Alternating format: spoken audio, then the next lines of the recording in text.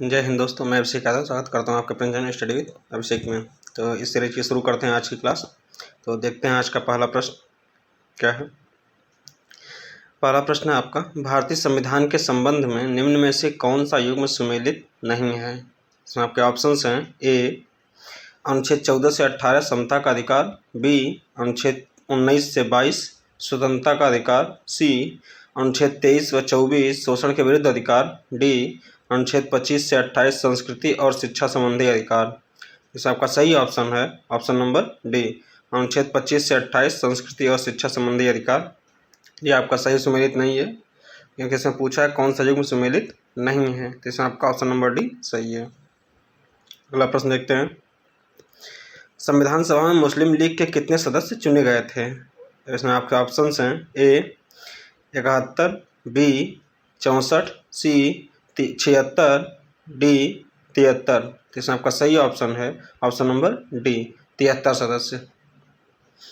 अगला प्रश्न देखते हैं, भारतीय संविधान की किस अनुसूची में एंटी डिफेक्शन कानून दिया गया है। इसमें आपके ऑप्शंस हैं: ए दूसरी अनुसूची, बी 10वीं अनुसूची, सी चौथी अनुसूची, डी तीसरी अनुसूची। इसमें आपका सही ऑप्शन है ऑप्शन नंबर बी, 10वीं अनुसूची। अगला प्रश्न देखते हैं, भारत में विधानसभा चुनाव से पहले चुनाव आचार संहिता कितने समय पूर्व लगती है। इसमें आपके ऑप्शंस हैं: ए उस तारीख से जब चुनाव आयोग चुनाव की तारीखों की घोषणा करता है, बी जिस तारीख से चुनाव शुरू होता है उसके पहले 2 महीने पहले, सी जिस तारीख से चुनाव शुरू होता है उससे पहले 3 महीने पहले, डी जिस तारीख से चुनाव शुरू होता है उसके पहले 6 महीने पहले। इसमें आपका सही ऑप्शन है ऑप्शन नंबर ए, उस तारीख से जब चुनाव आयोग चुनाव के तारीखों की घोषणा करता है उस समय से आचार संहिता लागू होती है।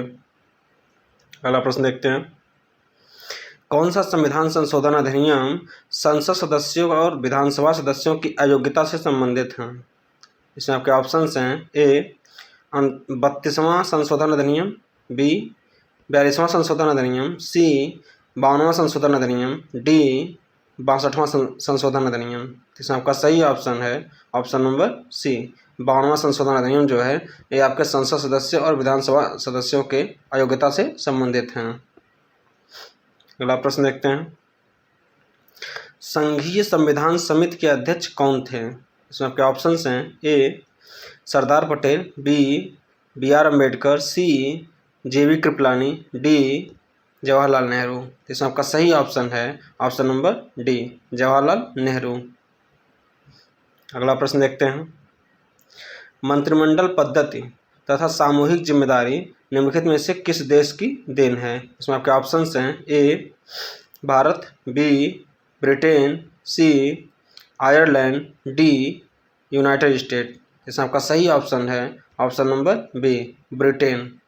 मंत्रिमंडल पद्धति और सामूहिक जिम्मेदारी ब्रिटेन की देन है। अगला प्रश्न देखते हैं, भारतीय संविधान की प्रस्तावना में जिन आदर्शों एवं उद्देश्यों की रूपरेखा दी गई है उनकी व्याख्या की गई है। इसमें आपके ऑप्शंस हैं: ए मौलिक कर्तव्यों में, बी नागरिकता में, सी नीति निर्देशक सिद्धांतों में, डी संविधान में कहीं भी नहीं। इसमें आपका सही ऑप्शन है ऑप्शन नंबर सी, नीति निर्देशक सिद्धांतों में। यानी भारतीय संविधान की प्रस्तावना में आदर्शों और उद्देश्यों की रूपरेखा जो दी गई है वो आपके नीति निर्देशक सिद्धांतों में इसकी व्याख्या की गई है।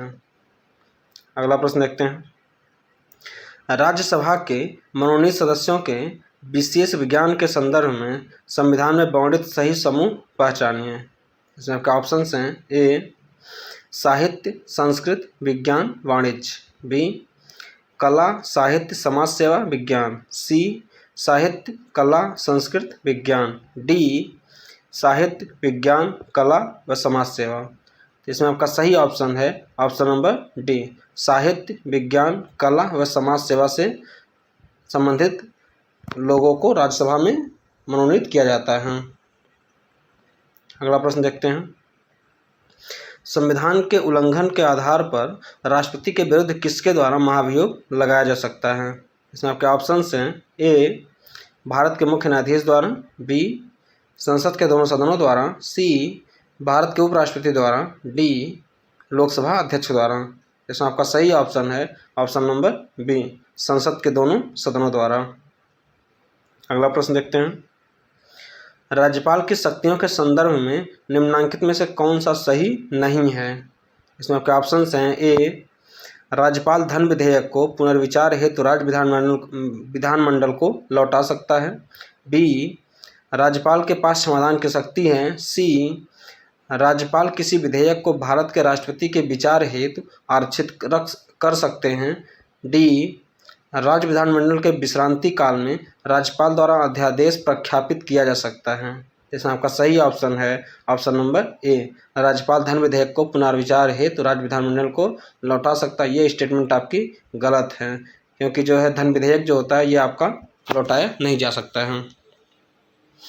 अगला प्रश्न देखते हैं। अनुच्छेद 124 से 147 तक किससे संबंधित है? इसमें आपके ऑप्शंस हैं। ए, उच्च न्यायालय से। बी, उच्चतम न्यायालय से। सी, जिला न्यायालय से। डी, उपरोक्त में से किसी से नहीं। तो इसमें आपका सही ऑप्शन है ऑप्शन नंबर बी, उच्चतम न्यायालय से। अगला प्रश्न देखते हैं। निम्नलिखित में से भारत का प्रथम उपराष्ट्रपति कौन था? इसमें आपके ऑप्शंस हैं। A, V V Giri. B, Zakir Hussain. C, S Radhakrishnan. D, Gopal Swarup. इसमें आपका सही ऑप्शन है option number C, S Radhakrishnan. अगला प्रश्न देखते हैं। निम्नलिखित में से कौन भारत को पंथ निरपेक्ष राज्य वर्णित करता है? इसमें आपके ऑप्शंस हैं। ए, संविधान की प्रस्तावना। बी, संविधान का भाग 1। सी, राज्य के नीति निर्देशक तत्व। डी, 9वीं अनुसूची। इसमें आपका सही ऑप्शन है ऑप्शन नंबर ए, संविधान की प्रस्तावना। ये आपको भारत को पंथ निरपेक्ष राज्य वर्णित करता है। अगला प्रश्न देखते हैं। निम्नलिखित में से किस समिति या आयोग ने यह सिफारिश की थी कि केंद्रीय रिजर्व पुलिस बल को संबंधित राज्य की सहमति या निवेदन के बिना उस राज्य में तैनात नहीं किया जाना चाहिए? इसमें आपके ऑप्शंस हैं। ए, प्रशासनिक सुधार आयोग। बी, राजमन्नार समिति। सी, संथानम समिति। डी, शाह आयोग। तो इसमें आपका सही ऑप्शन है ऑप्शन नंबर बी, राजमन्नार समिति। अगला प्रश्न देखते हैं। भारत के संविधान के अनुच्छेद 263 के उपबंधों के अंतर्गत राष्ट्रपति निम्नलिखित में से किस हित की सिद्धि के लिए अंतर राज्य परिषद की स्थापना करता है? इसमें आपके ऑप्शंस हैं। ए, राष्ट्र की अखंडता के हित में। बी, लोकहित में। सी, राष्ट्र की एकता के हित में। डी, संघ के हित में। इसमें आपका सही ऑप्शन है ऑप्शन नंबर बी, लोकहित में। अगला प्रश्न देखते हैं। किस सदन के अध्यक्षता करने वाला अधिकारी उस सदन का सदस्य नहीं होता है? इसमें आपके ऑप्शंस हैं। ए, लोकसभा। बी, विधानसभा। सी, राज्यसभा। डी, विधान परिषद। इसमें आपका सही ऑप्शन है ऑप्शन नंबर सी, राज्यसभा की अध्यक्षता, क्योंकि उपराष्ट्रपति करता है और उपराष्ट्रपति जो है आपका राज्यसभा का सदस्य नहीं होता है। अगला प्रश्न देखते हैं। राज्यपाल को वेतन और भत्ता किस कोष से मिलता है? इसमें आपके ऑप्शंस हैं। ए, राज्य की आकस्मिक निधि से। बी, राज्य के संचित निधि से। सी, भारत के संचित निधि से। डी, राज्य और केंद्र के संचित निधि से 50-50 के अनुपात में। तो इसमें आपका सही ऑप्शन है ऑप्शन नंबर बी, राज्य के संचित निधि से। अगला प्रश्न देखते हैं। भारत के संविधान को अंगीकृत, अधिनियमित व आत्मार्पित कब किया गया? इसमें आपके ऑप्शंस हैं। ए, 26 नवंबर 1949। बी, 15 अगस्त 1947। सी, 20 सितंबर 1981। डी, 26 नवंबर 1950। इसमें आपका सही ऑप्शन है ऑप्शन नंबर ए, 26 नवंबर 1949। अगला प्रश्न देखते हैं। मंत्रिपरिषद से पद त्याग के लिए कोई मंत्री अपना पद त्याग पत्र संबोधित करेगा? इसमें आपके ऑप्शंस हैं। ए, राष्ट्रपति को। बी, प्रधानमंत्री को। सी, लोकसभा के अध्यक्ष को। डी, राज्यसभा के सभापति को। तो इसमें आपका सही ऑप्शन है ऑप्शन नंबर ए, राष्ट्रपति को। यानी मंत्रिपरिषद से पदत्याग के लिए आपको राष्ट्रपति को अपना पदत्याग पत्र संबोधित करना होता है। आज के लिए इतना ही, मिलता है अगले क्लास में। जय Hind, thank you so much.